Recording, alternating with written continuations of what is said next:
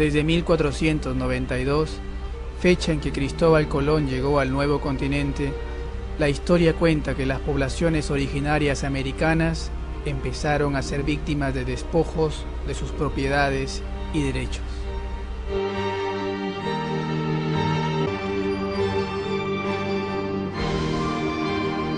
Después de la muerte y devastación ocasionada por la Primera Guerra Mundial en 1916, nace la Organización Internacional del Trabajo, conocida como la OIT. La OIT es un organismo internacional que vela por la seguridad del trabajador, la cual está compuesta por empresas, Estado y trabajadores.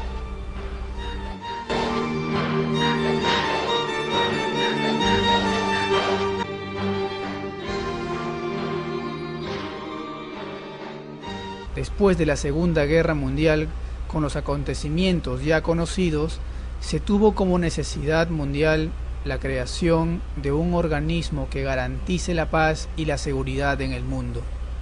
Al mencionado organismo se le llamó Organización de las Naciones Unidas, conocida como la ONU. Es así que en 1946 la OIT se convierte en la primera agencia especializada de la ONU.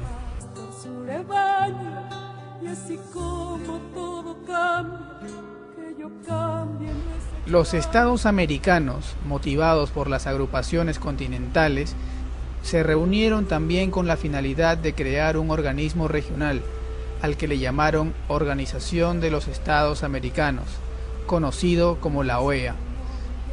Este organismo se creó con la finalidad de velar por su seguridad y por el respeto de sus soberanías, ya que recordemos en esos años, aún en los países americanos, las fronteras no se encontraban demarcadas y se generaban constantes conflictos entre países vecinos. Que yo cambie no es extraño, cambia,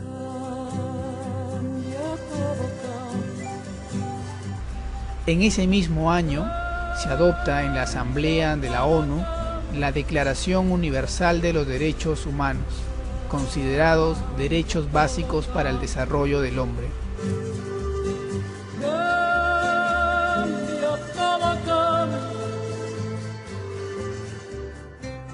Después de 38 años de trabajo de la OIT, se adopta el Convenio 107 sobre la protección de las poblaciones indígenas y tribales. Recordemos que este convenio es duramente cuestionado porque impulsaba la inclusión de los pueblos indígenas a los estados, sin el respeto de sus identidades culturales. Pero para ese tiempo era el primer documento en que se recogían derechos diferenciados para los pueblos indígenas. Así como todo cambia, que yo cambie no es extraño.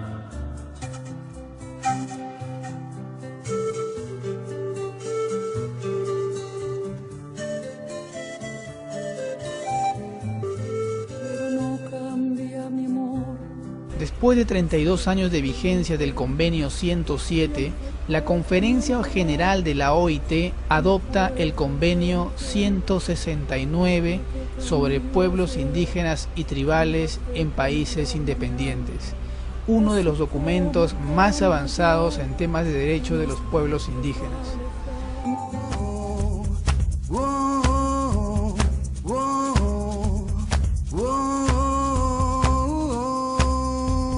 Un tratado internacional es un acuerdo escrito entre ciertos sujetos de derecho internacional y que se encuentra regido por este, que puede constar de uno o varios instrumentos jurídicos conexos y siendo indiferente su denominación.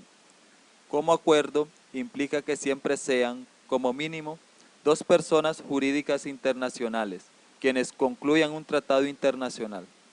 Por ejemplo, los gobernantes de cada país se reúnen para ponerse de acuerdo con sus límites de países para no tener problemas con sus territorios. Lo más común es que tales acuerdos se realicen entre estados, aunque pueden celebrarse entre estados y organizaciones internacionales. Los primeros están regulados por la Convención de Viena sobre el Derecho de los Tratados de 1969, Los segundos, por la Convención de Viena sobre el Derecho de los Tratados celebrados entre Estados y organizaciones internacionales de 1986. Queríamos hallar el instrumento perfecto, el error era pensar que era tan solo un objeto. Mira dentro de ti para encontrar el secreto, los derechos humanos. El Convenio 169 de la Organización Internacional del Trabajo es el primer instrumento internacional para la protección de los derechos de los pueblos indígenas, incluyendo los derechos tradicionales sobre el territorio. La Declaración de las Naciones Unidas solamente viene a añadir y a reforzar lo que dice el Convenio 169, ya que los dos instrumentos hablan sobre los mismos derechos al territorio. El gran problema con los países de África es que solamente un país, la República de África Central, ha firmado y ratificado el Convenio 169 de la OIT, porque los demás países de África siempre mencionan que nosotros no necesitamos firmar el Convenio 169 porque todos nosotros somos indígenas.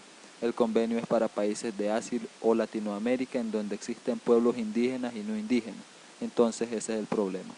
Pero la Comisión Africana sobre los Derechos Humanos ha escrito un reporte en donde dice que es necesario que el gobierno ratifique el Convenio 169 de la OIT y la Declaración de las Naciones Unidas. Esta comisión escribió un reporte en donde explican quién es indígena y quién no es indígena en África. Los gobiernos de África deben de ratificar la Convención de la OIT y la Convención de las Naciones Unidas. Este proceso ya está avanzando y esperamos contar con estos dos instrumentos para poder luchar por nuestros derechos. Nosotros estamos en dos procesos. Primero, como una salvaguarda temprana para cualquier ejercicio de implementación de proyecto. Obviamente tenemos el principio de la consulta y luego el tema seguridad territorial.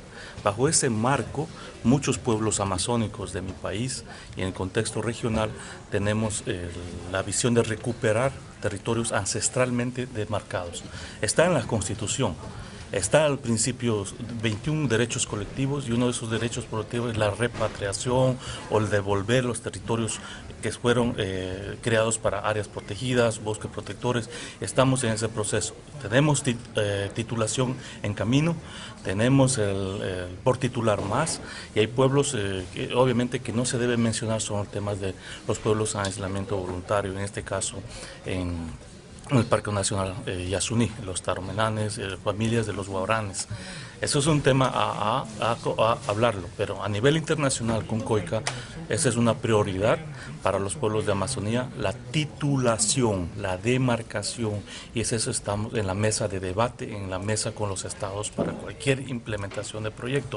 Tenemos mucha preocupación por ahora por el tema de desarrollo que viene, los megaproyectos como el tema de IRSA en Latinoamérica. Entonces, una vez más, el contexto principal, territorialidad, el tema de seguridad está en proceso y está en manos de devolver a los territorios indígenas y tenemos muchos territorios ya titulados. Si hacemos una comparación muy breve, toda la cuenca amazónica, territorios titulados, lo ponemos todo en conjunto, es la misma cantidad del país o la dimensión que Colombia, pero tenemos mucho más que hacerlo, como dije, hay naciones originarias que están luchando duro por esto, pero tenemos que ir en el marco de la OIT, en el marco de la Constitución de cada país primero, luego de la OIT y luego los derechos internacionales como son la Declaración Universal de los Pueblos Indígenas. La situación en Nepal en cuanto a la aplicación del convenio 169 de la OIT y la Declaración de las Naciones Unidas es muy deprimente, ya que el gobierno no está abierto a la creación de políticas públicas que aseguren y mejoren el acceso a los derechos de los pueblos indígenas. Peor aún, retomando estos instrumentos internacionales. Es muy lamentable que, porque no existe esta iniciativa del gobierno, no podamos gozar de un reconocimiento de los conocimientos tradicionales como pueblos indígenas, ni podamos gozar de un consentimiento previo, libre e informado en cualquier actividad que nos competa. El uso de la tierra. Es un gran reto el que tenemos ya, que hasta que el gobierno decida crear políticas nacionales que apoyen y restituyan los derechos ancestrales de los pueblos indígenas de Nepal sobre la tierra y los recursos, no podremos lograr que las voces de los pueblos indígenas sean escuchadas. Quiero empezar diciendo que es muy difícil impulsar el concepto de los pueblos indígenas en África, ya que en América, países como Estados Unidos y Canadá, el colonialismo llegó a apoderarse de las tierras, a saquear los recursos, pero estos fueron devueltos a sus dueños originales cuando la época del colonialismo llegó a su fin. Pero la situación en África no fue la misma, ya que después de que muchos países lograran su independencia y el colonialismo abandonara a muchos pueblos indígenas, el nuevo gobierno independiente se apropió de las tierras y los pueblos indígenas no tuvieron la oportunidad de contar con tierras o el uso de los recursos naturales. Muchos pueblos indígenas en África no lograron gozar del derecho a una libre determinación, fomentar su cultura, pensar en un desarrollo con identidad, que es lo que más se menciona en el Convenio 169 de la Organización Internacional del Trabajo y en la Declaración de las Naciones Unidas. Estos dos instrumentos son muy poderosos para asegurar los derechos de los pueblos indígenas, incluyendo el consentimiento previo, libre e informado, el derecho a escoger un propio destino y que cada pueblo indígena decida en qué forma quiere desarrollar sus estilos de vida de acuerdo a sus culturas y costumbres. Entonces, estos dos instrumentos son muy esenciales y fundamentales para asegurar los derechos de los pueblos indígenas del mundo, y los países de África que puedan firmar y ratificar el Convenio 169 de la OIT y la Declaración de las Naciones Unidas, la situación de los pueblos indígenas de estos países van a mejorar en gran manera.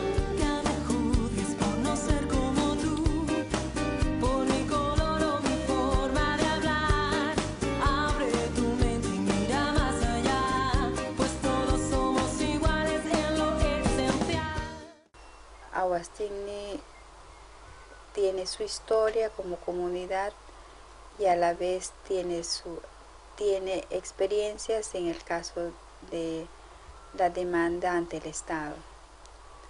La comunidad de Awastigni en los años 92 hasta el 2001 llevó un proceso de demanda ante el Estado, sobre todo por el caso de la entrega de la concesión de Solcarsa a esa empresa Solcarsa por el Estado de Nicaragua. Además, no solamente fue el Estado central, sino también en la región muchas autoridades regionales avalaron a la concesión de Solcarsa. Es por eso que la comunidad de Awastigni tuvo que demandar ante el Estado, pero también tenemos la ley 28 a reclamar nuestros derechos, así como la 169. Todos esos elementos de ley son los que justificó o los que nos ayudó a que pudiéramos demandar ante el Estado.